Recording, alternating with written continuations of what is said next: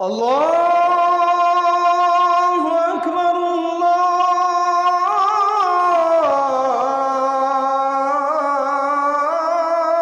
আল্লাহু আকবার। আয-যানি লা ইয়ানকিহু ইল্লা যানিয়াতান। আল্লাহ কোরআনে বলছে জিনাকারী পুরুষ কোন জিনাকারী ব্যভিচারী নারী ছাড়া অন্য কাউকে বিবাহ করতে পারে না। অতএব অসৎ ছেলে মনে রাখো তোর বউ হবে 6 নম্বর।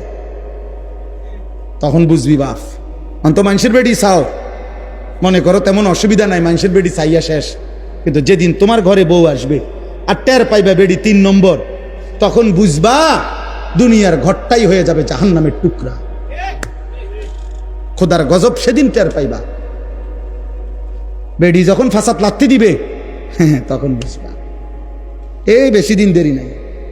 রঙের গুড্ডি উড়াও, রঙের গুড্ডি কি উড়াও। আমরা জানি না প্রতিদিন কি পরিমাণ মানুষের পারিবারিক অশান্তির কথা শুনি চাচা, মনে হয় মাঝে মাঝে কাঁদি। সব পাবলিকের কাছে কে বলেনি, বলে তো আমগো কাছে দোয়া চাই যে, বুঝেন নাই কথাটা? এটা তো স্বাভাবিক। দোয়া আমগো কাছে তো কানে কানে বলে, আলাদা বলে পারিবারিক অশান্তির কথা। কোটি টাকার মালিক, আমি তো ঢাকা শহরে জুমা পড়াই চাচা, 1000 কোটি টাকার মালিক তো আমি চিনি, আমগো মুসল্লি তো কোটি টাকার মালিক তো আমরা চিনি। একাকি যখন বলে আর কাঁদে মনে হয় যেন আমিও একটু কাঁদি তার জন্য। বাইরে নামনে ফিটফাট, তার ভিতরের কষ্টে তো জাহান্নামের আগুন জ্বলে। স্ত্রী অবাধ্য, মেয়ে অবাধ্য, ছেলে আরেক মাইয়া লইয়া ভাগ্যা গেছে, মাইয়া আরেক ফোলা লইয়া ঘর করতেছে, ফতের থেকে মাইয়া লইয়া ফুটছে। একদিন এই কিছুদিন আগে এক ভদ্রলোক বলতেছে, কানতেছে আমার কাছে, হুজুর আমি তার এত কি MBA না কি যেন একটা পড়া আছে না, MBA পড়াইছি পোলারে, কয়েকটা ভব ঘুরে রাস্তা রাস্তায় ঘুরে ফুটপাতে থাকে, এরকম এক লোকের একটা মাইয়া লইয়া তেয়াইয়া ফুটছে।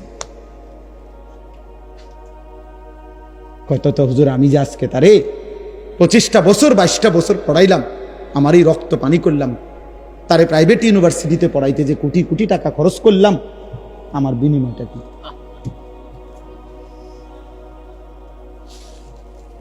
বলো বাবা। প্রিয় বন্ধু, আল্লাহ তাআলা বলছে এই কথাই, তোমার দ্বারা যেন কোনো অস্থিরতা না ছড়ায়, কোনো মেয়ের দ্বারা যেন কোনো অস্থিরতা না ছড়ায়। আমাদের এই বালিকা মাদ্রাসাগুলো কি জন্য? দিন শেখাবার জন্য, আখলাক শিখাবার জন্য, চরিত্র শিখাবার জন্য। এক মেয়েকে এটা বলার জন্য তোমার ইজ্জত, তোমার সতীত্ব, তোমার চরিত্র এটা এক পবিত্র আমানত, এটা শেখানোর চেষ্টা করা হয়, এটা বুঝানোর চেষ্টা করা হয়। তারে কোরআনের আলো দেওয়া হয়, তারে সুন্নার আলো দেওয়া হয়, বিনিময়ে সে বুঝে আমার ইজ্জতের দাম অনেক, আমার সতীত্বের দাম অনেক। রাস্তার বখাটে দুশ্চরিত্র খারাইয়া মুতে এরম অসভ্য জানোয়ারের জন্য আমার জীবন না।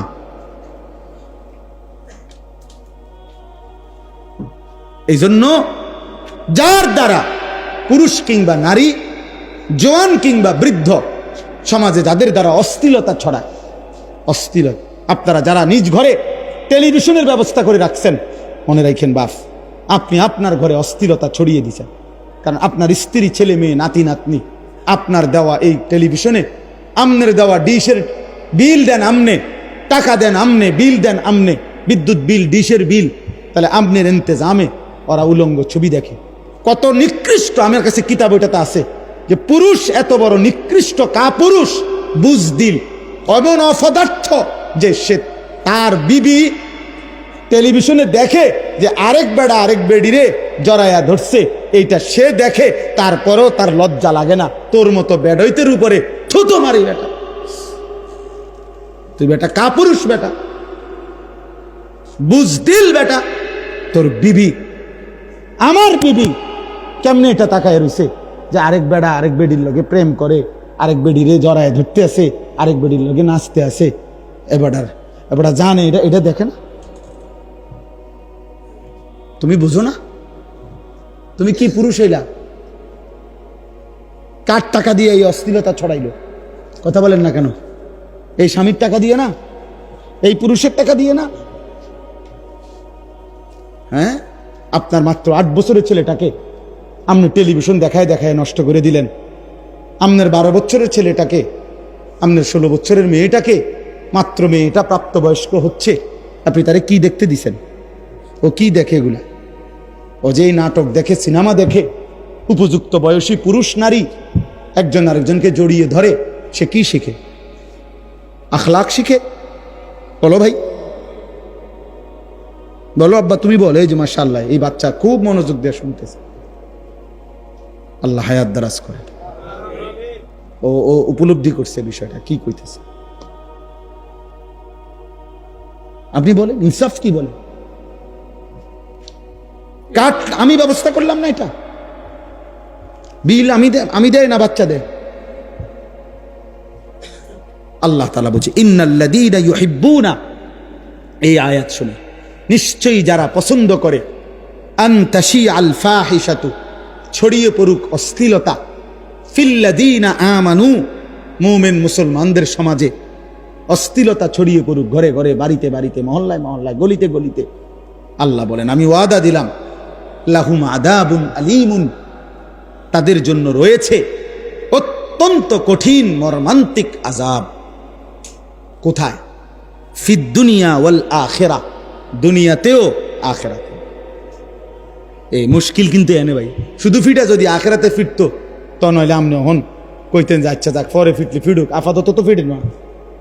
আল্লাহ বলছে ফিদ দুনিয়া ওয়াল আখিরা, আমি তাকে দুনিয়াতেও বেইজ্জতি করব, আখিরাতেও করব।